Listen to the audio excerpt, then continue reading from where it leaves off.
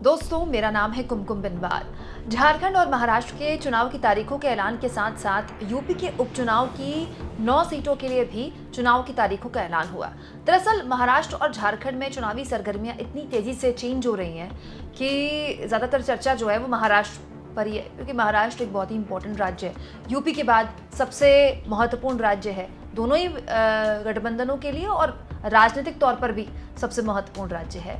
और सबसे ज़्यादा लोकसभा की सीटें वहाँ आती हैं, सबसे ज़्यादा विधानसभा की सीटें वहाँ आती हैं यूपी के बाद। लेकिन एक चुनाव है जिसके बारे में चर्चा बड़ी कम हो रही है, लेकिन जो सुगबुगाहट है वो बताती है कि क्या हार का डर बीजेपी को सता रहा है। दोस्तों, वो है उत्तर प्रदेश का उपचुनाव। उत्तर प्रदेश के 9 सीटों के लिए उपचुनाव की तारीखों का ऐलान चुनाव आयोग ने किया 13 नवंबर को, राइट, 13 नवंबर। दोस्तों, आप जानकारी निकल कर आ रही है, बीजेपी चाहती है कि चुनाव आयोग इस तारीख को आगे बढ़ा दे और ये जो वोटिंग की तारीख है 20 नवंबर कर दी जाए। यहाँ आपको याद होगा दोस्तों, हरियाणा में भी यही हुआ था। पहले चुनाव आयोग ने 1 तारीख का दिन मुकर्रर किया था कि 1 तारीख को वोटिंग होगी। फिर बीजेपी ने चुनाव आयोग से रिक्वेस्ट की कि वोटिंग की डेट को आगे बढ़ा दीजिए। उसके बाद वोटिंग की डेट को आगे बढ़ा दिया गया और बीजेपी की दरख्वास्त मान ली गई। अब चुनाव आयोग के पास एक बार फिर से बीजेपी गई है अब वोटिंग की डेट आगे बढ़ाने के लिए। वजह जो बताई गई है दोस्तों वो ये है कि कार्तिक पूर्णिमा पड़ रही है उस डेट के आसपास, और कुंदरकी, मीरपुर, गाजियाबाद, प्रयागराज, यहाँ कार्तिक पूर्णिमा के अवसर पर मेले में लोगों का पूजन के लिए आना जाना शुरू हो जाता है और 3-4 दिन पहले ही लोग पहुंच जाते हैं। बीजेपी का ये कहना है दोस्तों कि वोटर ज़्यादातर कार्तिक पूर्णिमा में व्यस्त होंगे और इसीलिए वो शायद वोटिंग के लिए ना आ पाएँ और टर्नआउट कम हो जाए। इसलिए चुनाव आयोग से दरख्वास्त की गई है बीजेपी द्वारा कि आप ज़रा वोटिंग की डेट आगे बढ़ा दीजिए। मैं तो इस बात को लेकर परेशान रहती हूँ दोस्तों कि हमारे चुनाव आयोग के मुख्य चुनाव आयुक्त राजीव कुमार इतनी लंबी चौड़ी प्रेस कॉन्फ्रेंस करते हैं और करीब 1-1.25 घंटे प्रेस कॉन्फ्रेंस चलती है जब भी चुनाव की तारीखों का ऐलान होता है, चाहे लोकसभा के चुनाव की तारीखों का ऐलान हो, चाहे हरियाणा विधानसभा और जम्मू कश्मीर विधानसभा के चुनाव की तारीखों का ऐलान हो, और अभी महाराष्ट्र और झारखंड में भी करीब 1-1.25 घंटा पूरी प्रेस कॉन्फ्रेंस चली थी। तो राजीव कुमार बताते हैं कि कितनी गजब की तैयारियाँ चुनाव आयोग कर रहा है, प्रतिनिधिमंडलों से मुलाकात कर रहा है। दोस्तों, जब चुनाव आयोग तारीखों का ऐलान करता है तो प्रशासनिक हलकों की बैठकों में तो शामिल होता ही है, राज्य के राजनीतिक दलों के साथ भी मीटिंग करता है, सब राजनीतिक दल के प्रतिनिधि होते हैं उसमें। तो ये सारी बातें तब नहीं बताई जाती हैं क्या, जब हरियाणा की तारीखों का ऐलान हो गया तब बीजेपी ने उनको चुनाव आयोग को बताया कि इसको आगे बढ़ा दीजिए। फिर चुनाव आयोग दरख्वास्त मान भी लेता है और अब उपचुनाव को लेकर भी बीजेपी ने कहा है कि 13 तारीख से इसको 20 तारीख तक कर दीजिए। अब चुनाव आयोग पता नहीं इस पर क्या टेक लेता है, लेकिन लोग तो ये भी कह रहे हैं दोस्तों कि ये जो कार्तिक पूर्णिमा है ये तो बस एक बहाना है, बीजेपी को अपनी हार का डर सता रहा है।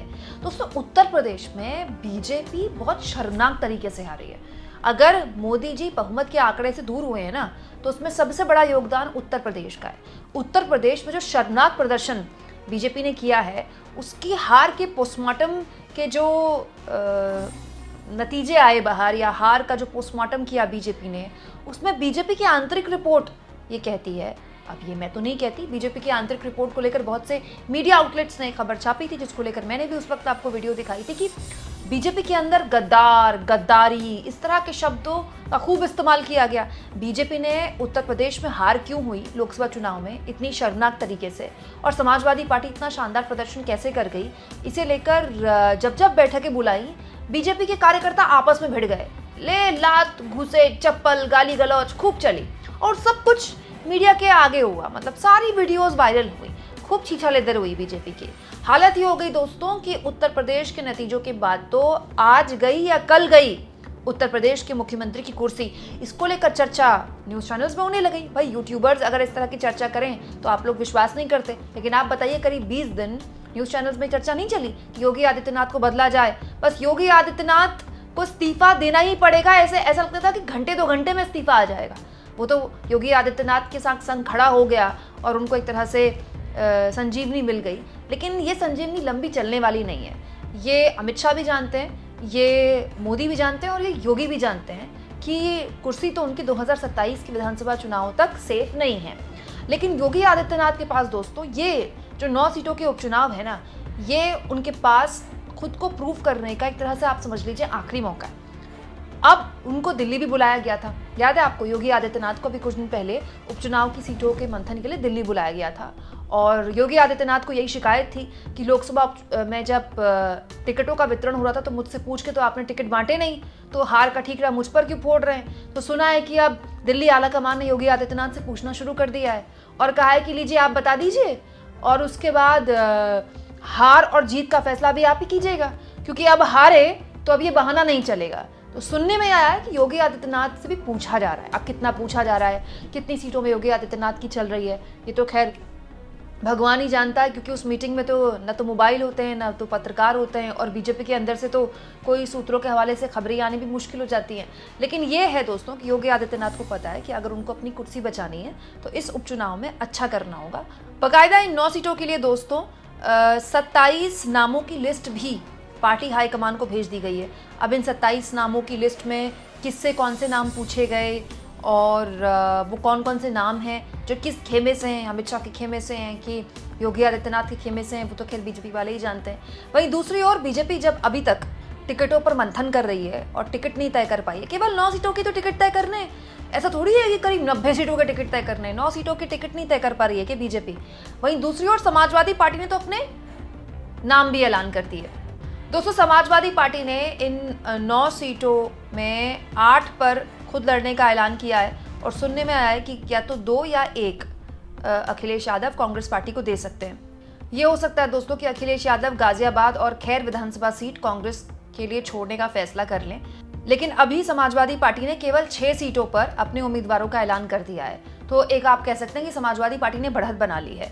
अब इन 6 सीटों के बाद जो बाकी की 3 सीटें बचती हैं उनमें 2 सीटें कांग्रेस पार्टी को दी जाती हैं, 1 सीट कांग्रेस पार्टी को दी जाती है।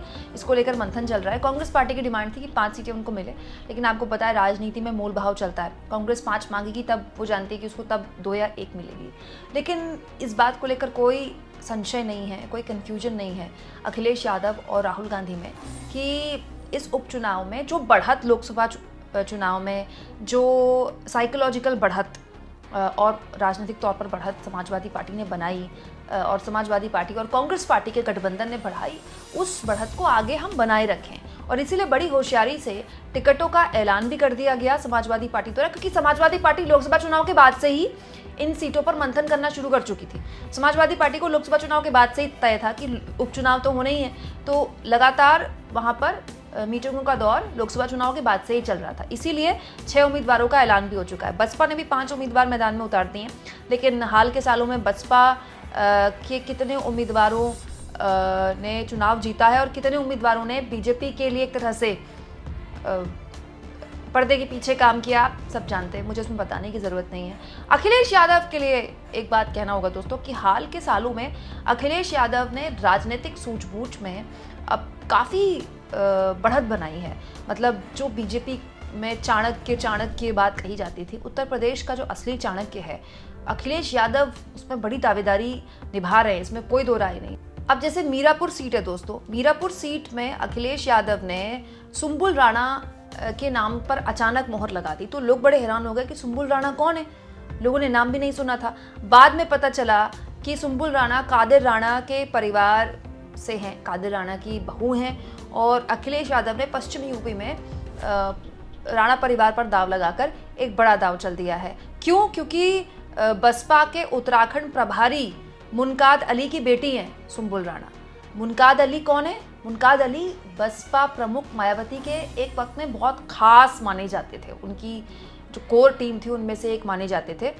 राज्यसभा के पूर्व सांसद भी हैं, उत्तराखंड के प्रभारी भी हैं। दोस्तों सुम्बुल राणा को टिकट देकर मीरापुर सीट, जो कि मुजफ्फरपुर लोकसभा का हिस्सा है, वहाँ पर अखिलेश यादव ने एक बड़ा दाव चला है, इसमें कोई दो राय नहीं है। दोस्तों लोकसभा चुनाव में भी अखिलेश यादव ने कई मुस्लिम उम्मीदवारों पर दाव चला और अखिलेश यादव का वो दाव सही काम किया।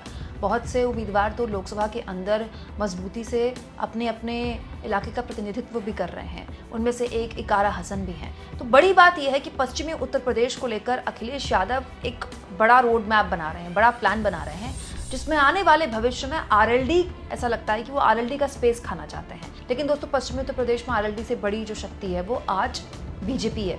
तो अखिलेश यादव का एक गेम प्लान न केवल बीजेपी को कमज़ोर करने का है, बल्कि वो भविष्य की राजनीति की तरफ चल रहे हैं। वो 27 के विधानसभा चुनाव की ओर अपनी सारी रणनीति बना रहे हैं। अखिलेश यादव का जो प्लान है, जो विजन है, वो क्लियर है यूपी को लेकर। अब वो सही हो सकता है, वो गलत हो सकता है। राजनीति में कई बार रणनीति सही निकल जाती है, कई बार रणनीति गलत निकल जाती है, लेकिन इसमें कोई दो राय नहीं कि अखिलेश यादव वक्त से पहले तैयारी करने वालों में से एक बन गए हैं। वो चुनाव की तारीखों के ऐलान का इंतजार नहीं कर रहे हैं। वो एक चुनाव खत्म होने के बाद ही अगले चुनाव में लगातार लग जा रहे हैं। वो 24/7 और 365 दिन साल के वो लगातार चुनावी मोड में है, और यही अखिलेश यादव की पार्टी को जमीन पर लगातार मजबूत कर रहा है। पिछले विधानसभा चुनाव में भी अखिलेश यादव की पार्टी ने उनके इतिहास में अब तक का सबसे शानदार प्रदर्शन किया था। भले ही वो सरकार ना बना पाए हो, लेकिन वोट शेयर और सीटों के लिहाज से समाजवादी पार्टी ने बहुत अच्छा प्रदर्शन किया था, और लोकसभा चुनाव में तो समाजवादी पार्टी ने गजबी काम कर दिया। अब अखिलेश यादव साफ तौर पर एक चुनौती दे रहे हैं योगी आदित्यनाथ को साइकोलॉजिकली और उनकी पार्टी में अलग थलग करने का अगर बीड़ा उठाना है और योगी आदित्यनाथ को कुर्सी से हटाना है 2027 विधानसभा चुनाव से पहले, तो उपचुनाव में बढ़त बना लीजिए। उपचुनाव की 9 सीटों में दोस्तों अगर अखिलेश यादव और कांग्रेस का गठबंधन, कांग्रेस का जिक्र मैं बहुत इसलिए नहीं कर रही हूँ क्योंकि कांग्रेस को हार्डली 2 या 1 सीट मिल रही है। बेसिकली अखिलेश यादव वर्सेस योगी आदित्यनाथ वाला ही मुकाबला देखने को मिलेगा इसमें। और अगर इस मुकाबले में योगी आदित्यनाथ से 21 पर जाते हैं अखिलेश यादव, तो आप मानकर चलिए कि उत्तर प्रदेश की जो भविष्य की राजनीति है ना, वो बहुत ज़बरदस्त तरीके से पलट जाएगी। क्योंकि हमें भूलना नहीं चाहिए कि लोकसभा चुनाव में पिछड़ों और दलितों ने बड़े स्तर पर अखिलेश यादव को वोट दिया है। समाजवादी पार्टी को दलितों का वोट पड़ा हो, ऐसा इससे पहले बहुत कम देखने को मिला है। इनफैक्ट मायावती के साथ गठबंधन करने पर भी इतना फायदा अखिलेश यादव को शायद ना मिला हो, लेकिन इस बार लोकसभा चुनाव में मिला था। तो अब देखना दिलचस्प होगा कि उस बढ़त को अखिलेश यादव बना पाते हैं, नहीं बना पाते हैं। वहीं बीजेपी लगातार मंथन कर रही है और चुनाव आयोग से कह रही है कि आप चुनाव की तारीखों को आगे बढ़ा दीजिए। क्या लगता है आपको, चुनाव आयोग क्या बीजेपी की बात मानेगा? क्योंकि हरियाणा में ऐसा हमने होता देखा है। कमेंट बॉक्स में ज़रूर लिखें, और जितना हो सके चैनल को शेयर करें, सब्सक्राइब करें, और थैंक्स और ज्वाइन के ऑप्शन से अगर आप चाहें तो कुछ आर्थिक मदद भी चैनल की ज़रूर करें।